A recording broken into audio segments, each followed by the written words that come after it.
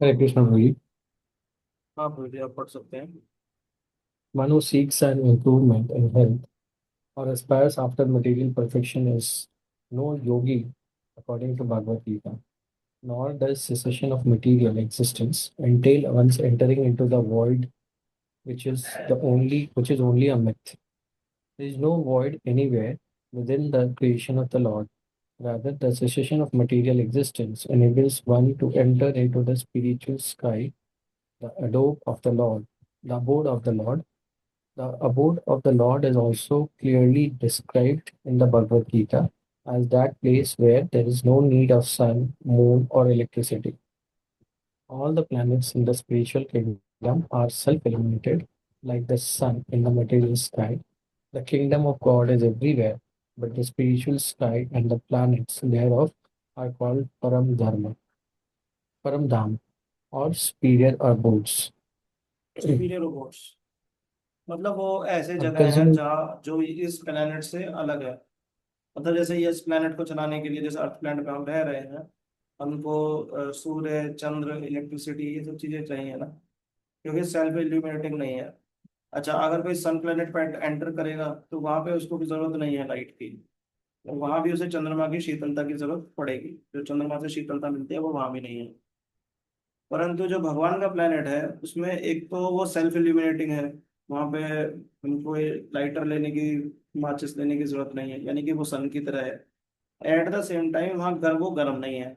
उसमें उसमें चांद जैसे चंद्रमा की शीतलता हमें प्राप्त होती है वैसे ही शीतल भी है वो प्रकाश आंखों में चुभता भी नहीं है।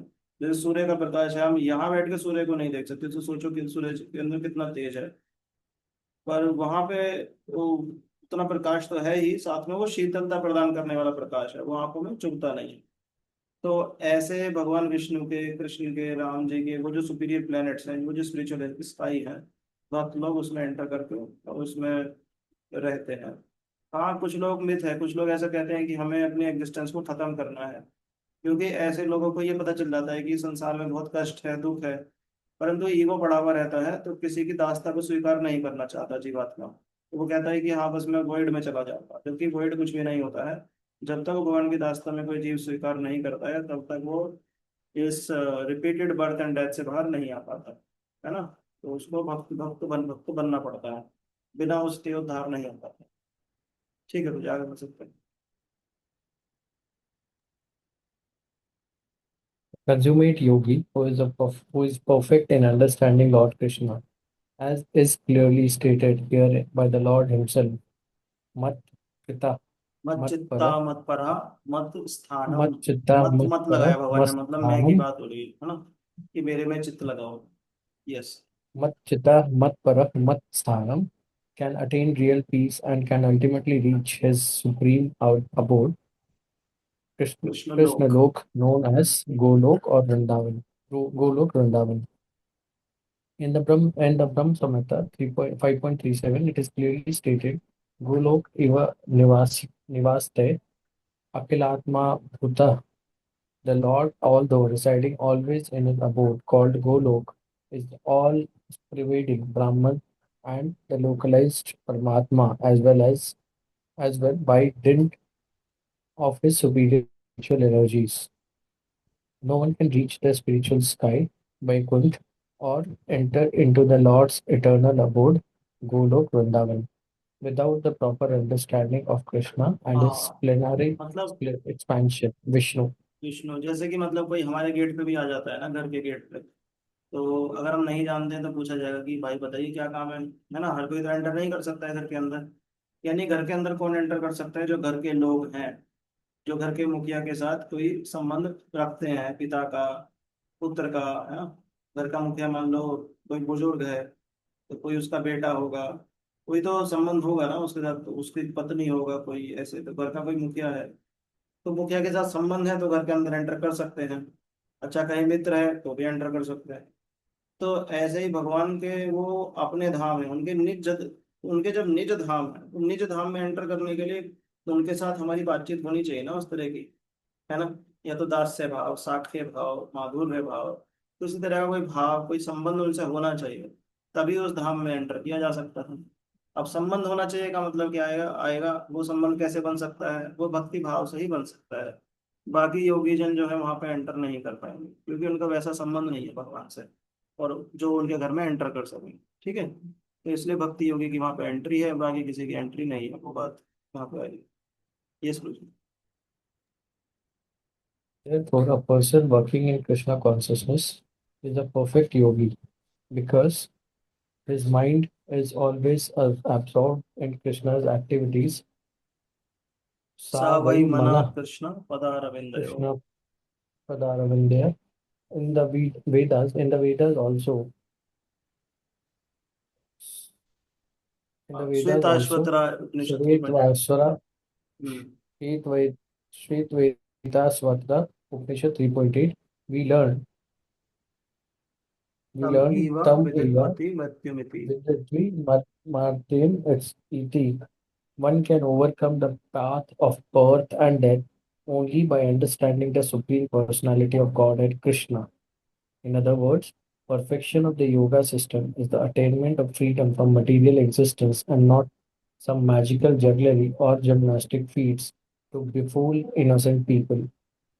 तो ऐसा होता है, मतलब इनोसेंट पीपल मतलब क्यों बोल रहे हैं, कई बार कुछ लोग होते हैं ना, ये एग्जांपल मैं दिखाता हूँ, आप लोगों ने देखा भी होगा कुछ लोगों ने। तो विक्रम योगा करके एक व्यक्ति योगा सिखाता था, देखो यहाँ पे मेरी स्क्रीन पर आपको दिख रहा होगा। तो ये ऐसे ना काफी फेमस हो गया था, इसके पास काफी लग्जरी गाड़ियां वगैरह भी थी, और ये 1970s की बात ही है। बहुत फेमस हो गया था ये यूएस में, बहुत ज्यादा, मतलब बड़े बड़े सेलिब्रिटीज और ये सब आते थे, विक्रम योगा सिखाता था ये। एनीवे आप देख सकते हैं, मैं नाम डालूंगा। तो ये ना काफी फेमस हो गया था योगा के नाम पे, और योगा के नाम पे क्या सिखाता था, यही बात जो प्रभात जी बता रहे हैं, मैजिकल जगररी और जिम्नास्टिक फीट्स, है ना। और ये जो है, इसने लोगों की लाइफ में बॉडीली लेवल पे काफी हेल्प किया था, तो लोग इसको गुरु मानने लग गए। इसके पैरों में गिर जाते थे, आंसू बहाते थे इसके सामने, ऐसा हो गया था ये। इंडिया का ही व्यक्ति था, यहाँ से सीख के और एलए चला गया था। वहाँ पे एलए में हॉलीवुड के एक्टर एक्टर से सब बड़े बड़े बिजनेसमैन ये सब रहते थे, और शारीरिक स्तर पे वो लोग परेशान रहते थे, तो उनको उसने सिखाना शुरू कर दिया। और फिर उसके बाद तो ये काफी रिच हो गया था, कौन सी गाड़ी ऐसी है जो इसके पास नहीं थी, बहुत रिच हो गया था। और फिर उसके बाद वो किसी स्कैंडल में फंसा। असल में अंदर की जो हृदय की गंदगी है वो तो साफ हुई नहीं ना, तो आप कितने ही बड़े पद पे चले जाइए, वही काम क्रोध लोभ मोह मद मत्सर ये सब एकदम परेशान करते हैं हृदय। अब ऐसे योगी जन तो जन्माष्टमी, एकादशी, आचार्यों के अपीयरेंस डिसअपीयरेंस डेज ये सब नहीं मानते ना, उनको पता। उनको तो एक ही पता है कि टांग ऐसे घुमाओ, हाथ ऐसे उठाओ, बॉडी सही रहती है। पर पर पॉइंट ये आ रहा है कि इस तरह की बॉडी रखने से अगला शरीर, अगला फिर बॉडी नहीं मिलेगा, ये कोई गारंटी नहीं है। वो गारंटी सिर्फ भक्ति योग में ही मिल पाती है। इसलिए प्रभा जी जो है बता रहे हैं कि सब जिम्नास्टिक फीट से हम फ्रीडम नहीं प्राप्त कर सकते, किससे, इस मटेरियल एग्जिस्टेंस से, है ना। आज शरीर का जिम चालू है, फिर कल भी कर रहे हैं, परसों भी कर रहे हैं, मरने के बाद दूसरा शरीर मिला उस पर भी कर रहे हैं, ये जिम खत्म ही नहीं हो रहा है ना। ऐसा योगा, जिम्नास्टिक फीट्स वाला योगा, सो कॉल्ड योगा, खत्म ही नहीं हो रहा है। तो ये योगा नहीं है, जैसा मैं हमेशा कहता हूँ, ये योगा है ना। असली योगा होगा जिसमें हम इस मटेरियल एग्जिस्टेंस से भाई भगवान की बहिरंगा शक्ति से मुक्त हो जाए, और उनकी अंतराकार शक्ति उनके नित्य धाम में एंटर करें। ठीक है, आगे बढ़ते हैं। Next story। नाट्यशुरस्तु योगस्ति न चैकान्तमनाश्रिता न चाति स्वप्नशीलस्य जाग्रतो नैव चार्जुना। भगवान बता रहे हैं, there is no possibility of one's becoming a yogi और Arjuna if one eats too much or eats too little, sleeps too much or does not sleep enough. There is no possibility of once becoming a yogi। बहुत ज्यादा सोने वाला, बहुत ज्यादा खाने वाला, बहुत कम खाने वाला, बहुत कम सोने वाला, ये लोग योगी नहीं बन सकते। वैसे रूपा जी 2 घंटे ही सोते थे, काफी योगी जन ऐसे होते हैं जो काफी काफी दिन भी नहीं सोते, रूपा जी भी बहुत कम सोते थे। परंतु ये बात, इसका मतलब क्या है कि बेसिकली अपने को जबरदस्ती ऑस्टेरिटी पे लेके आना, समझ रहे हैं? जैसे कि अंदर बहुत ज्यादा भोग है पर ऐसे रोके हुए हैं अपने आप को। एक तो है कि नेचुरली आपको उतनी ही नींद आती है, 1 घंटे 2 घंटे बस हो जाता है आपका काम, तो वो ठीक है। वो बाहरी दृष्टि से लगता है कि बहुत कम सो रहे हैं, परंतु वो आपकी बॉडी के लिए काम करे तो दैट्स ओके। पर एक होता है कि बहुत ज्यादा अपने को रोकना, उसमें क्या होगा कि भजन पे मन नहीं रहेगा, बार बार खाने पे मन जाएगा।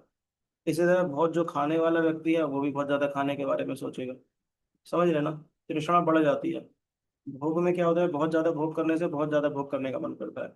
और योग में भी वैसा ही है, अगर आप भजन ज्यादा करेंगे तो और भजन करने का मन करेगा। दोनों में ऐसा ही होता है।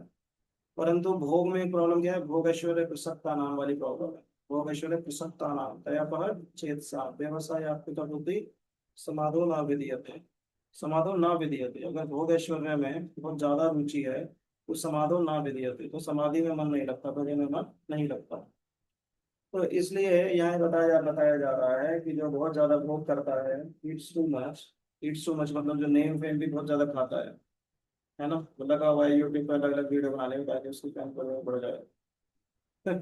तो उसी तरह जो बहुत ज्यादा खाता है, खाने का चाव है, कभी कुछ कभी कुछ, तो इन सब चीजों में बड़ा व्यक्ति क्या होगा, वो ऐश्वर्य प्रसक्ता नाम, जैसे प्रसक्त है वो समाधि ना विधि हते, वो समाधि उसको लगी नहीं पाएगी, उसका वचन हो ही नहीं पाएगा, तो किस बात का योगी हो पाएगा वो? नहीं हो पाएगा। इसी तरह स्लीप को लेके है कि बहुत ज्यादा ऑस्टेरिटी करने लगे कि हाँ मैं 2 3 घंटे सो, और फिर नींद में भजन कर रहा है, उसकी भी कोई रुचि भजन में डेवलप नहीं हो पाती। और इसलिए प्रॉपर सोने खाने पीने के बारे में बताया गया। ठीक है, आगे बढ़ते हैं पर्पट। सुधांशु प्रभु आप पढ़ सकते हैं? ये प्रभु जी। आप please. Regulation of diet and sleep is recommended herein for the yogis. Too much eating means eating more than is required to keep the body and soul together. There is no need for men to eat animals because there is an ample supply of grains, vegetables, fruits, and milk. Such simple food stuff is considered to be in the mode of goodness, according to the Bhagavad Gita. Animal food is for those in the mode of ignorance. Therefore, those who indulge in animal food, drinking, smoking, and eating food which is not first offered to Krishna will suffer sinful reactions because of eating only polluted things. भुंजते भुंजते ते तब अघम पाप ये पाप पाकांते आत्मा आत्मकारनाथ। करांत हम्म। आत्मा करांत हम्म। करना. Anyone who eats for sense pleasure or cooks for himself, not offering his food to Krishna, eats only sin. One who eats sin and eats more than is allotted to him cannot execute perfect yoga. It is best that one eat only the remnants of foodstuff offered to Krishna. A person in Krishna consciousness does not eat anything which is not first offered to Krishna. Therefore, only the Krishna conscious person can attain perfection in yoga hmm. practice. Actually Nor can जीव भारत में हम आता है कि जीव जीवस्य जीवनम, आपने शायद सुना भी होगा सबने। जीव जीवस्य जीवनम का मतलब क्या है कि एक जीव को जीने के लिए दूसरे को मारना ही पड़ेगा, ये नियम है, इस संसार का ये नियम है। सुन के थोड़ा अजीब लग सकता है पर ये सत्य बात है। किसी भी जीव को जीना है उसे दूसरे को मार के ही जीना पड़ेगा, जीव जीव से जीवना। तो इसलिए अ, ये सर्वाइवल के लिए एक को दूसरे को मारना है। तो इसलिए जो हम लोग भी हैं ना, हम लोग भी प्लांट आदि खा रहे हैं, है ना, जो वेजिटेशन ये सब कर रहे हैं, इसमें कुछ लोग बोलते हैं कि इसमें भी तो जीव है ये है। तो हम इस बात को डिनाई नहीं करते, हम कहते हैं कि हाँ बात सही है, जीव जीवस्य जीवनम है तो हमको भी उनको खाना ही पड़ेगा, ऑप्शन नहीं है। और ऐसे जानवर है, अगर अगर शेर को सरवाइव करना है तो उसे हिरन को मारना ही पड़ेगा। कंपैशनेट कंपैशनेट कंपैशनेट नहीं रह सकता मतलब उनको कुछ। और ऐसे ही हिरन है तो उसको भी घास आदि खाना पड़ेगा, तो घास आदि नहीं चाहिए। इस संसार का नियम हो गया, जीव जीव से जीव लगे। परंतु इसमें कोटा दिया गया है। कोटा क्या है कि ठीक है, शेर हिरन खाएगा, परंतु हम लोग हिरन नहीं खा सकते, वो शेर का खा सकते, खाने का डालता है ना। और बोले हम क्या खा सकते हैं, फिर बोले आप घास पत्ते ये सब खा सकते हैं, इसमें कोई दिक्कत नहीं, मतलब कंदमूल आदि। घास पत्ते से मेरा मतलब ये नहीं है कि टेस्ट लेस, मेरा मतलब है कि पूरा टेस्टी फूड खाएं, पर जो वेजिटेरियन है, जो कंदमूल आदि है वो हम खा सकते हैं, मसाला आदि ये सब हम खा सकते हैं। तो इसलिए ये कोटा वाइज खाना बताया गया है कि हर जीव के लिए कि तुम्हारा ये कोटा है, तुम ये खा सकते हो, ये तुम नहीं खा सकते, इस तरह से बताया गया। तो इस तरह से एक सोशल स्ट्रक्चर पूरा मेंटेन रहता है। और जो पाप कर्म होते हैं जीव के, जिसकी वजह से वो अलग अलग योनियों में जाता है, उसका उसे कष्ट, उसका उसे भोग प्रदान किया जाता है। तो इसके पीछे कर्म की साइंस चलती है ना। अब एक जन्म में देख के ये नहीं सोच सकते कि आप बेचारा हिरन देखो शेर मार के खा जाता है, उसके लिए कैसा नहीं बना दिया। नहीं, हिरन का अपना पुराना कर्म चलता आ रहा है, जिसकी वजह से हिरन का शरीर मिला है, जिसकी वजह से इस तरह दिखाया गया है। ये सब भोग का और दुख का ये साइकिल है जो चलता रहता है। इसमें कुछ लोग कहते हैं कि ये कोटा हम अपने हिसाब से डिसाइड करेंगे, तो वो पाप में आप कन्वर्ट हो जाता है। वो कहते हैं कि जब भगवान ने नियम बना ही दिया जीव जगत से जीवन मुक्ता, तो मैं तो ये मुर्गा मुर्गी जो भी है उसको, चिकन उसको खा के उसको खा रहा हूँ, जीव जगत से जीवन में मैं उसको जीव को खा लूंगा, इसमें क्या है, फिर तो मैं कुछ भी खा सकता हूँ, किसी भी चीज को मार के खा सकता हूँ। बोले नहीं, आप इसमें कुछ तो विवेक बुद्धि यूज करते हो ना। जैसे मीट, जो मीट खाते हैं वो लोग भी अपने बच्चे को मार के क्यों नहीं खा रहे हैं फिर? क्यों अपने बच्चे को मार के नहीं खाते वो लोग? क्यों वहाँ बुद्धि यूज करते हैं? वहाँ क्यों कह रहे हैं कि मैं किसी को भी मार के खा लूँ, भगवान का ये नियम है, तो वहाँ बुद्धि मत यूज करो, है ना। पर वो वहाँ बुद्धि यूज करते हैं, अपने बच्चों को क्यों नहीं खा रहे? विवेक यूज करते हैं कि नहीं नहीं, मुझे अपने बच्चे को, तो इसलिए विवेक, थोड़ा जो एडवांस विवेक बुद्धि यूज करना चाहिए, सिर्फ यहाँ पे नहीं रुकना चाहिए, और एडवांस बुद्धि यूज करना चाहिए। भगवान मुझसे क्या चाहता हूँ, मैं क्या कहा, उसको खाना चाहिए, भगवान को ऑर्डर करके खाना चाहिए, क्योंकि उन्होंने दिया है, उन्हीं के द्वारा प्रदान की हुई है।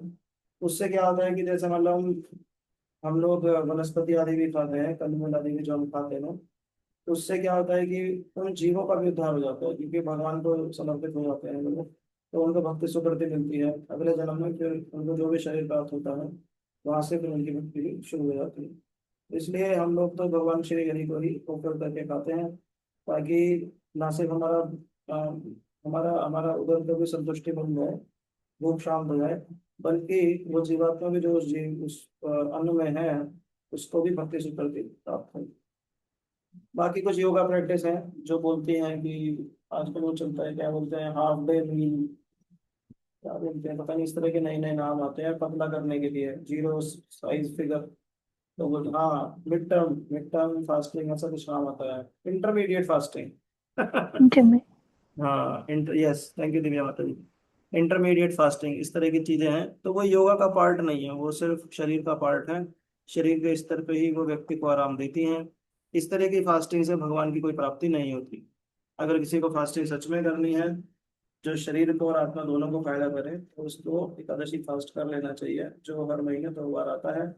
और निर्जरा करे तो बहुत ही अच्छा है, वरना जो भी एकादशी की सामग्रियां हैं उसको थोड़ा थोड़ा खा के ज्यादा भजन करे भगवान का, उससे भगवत प्राप्ति हो जाती है ना।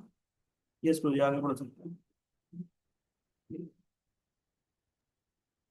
Nor can one who artificially abstains from eating manufacturing his own personal process of fasting practice yoga.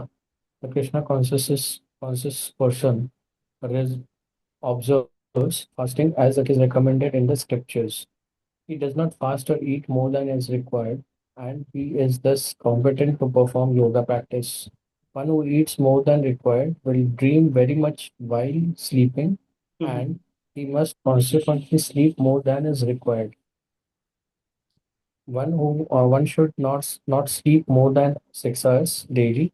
One who sleeps more than 6 hours out of 24 is certainly influenced by the mode of ignorance. A person in the mode of ignorance is lazy and prone to sleep a great deal.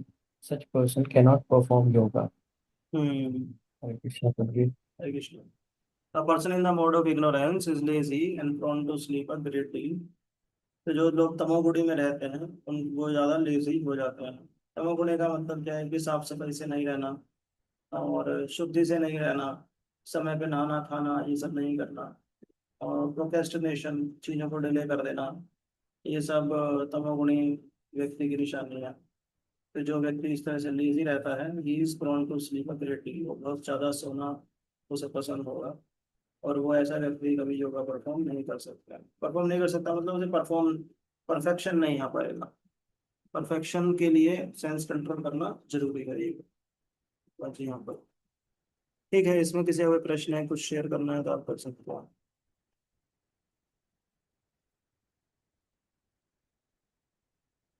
हाँ, ठीक है, तो will stop now. आप सब भक्तों का बहुत बहुत धन्यवाद ज्वाइन करने के लिए। पंचाकल्पतरुभ्यश्च कृपा सिन्धुभ्येव च पतितानां पावनेभ्यो वैष्णवेभ्यो नमो नमः।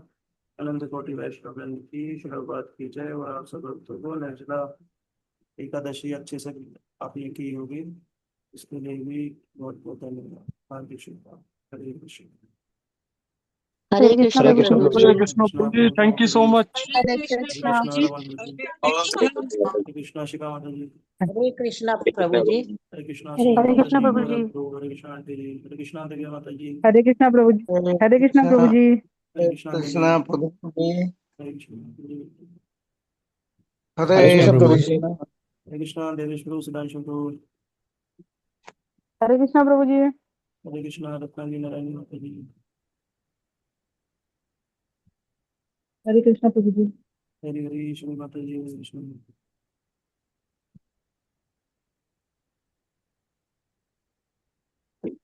हरे कृष्ण प्रभु जी। कृष्णा शिवा माता जी।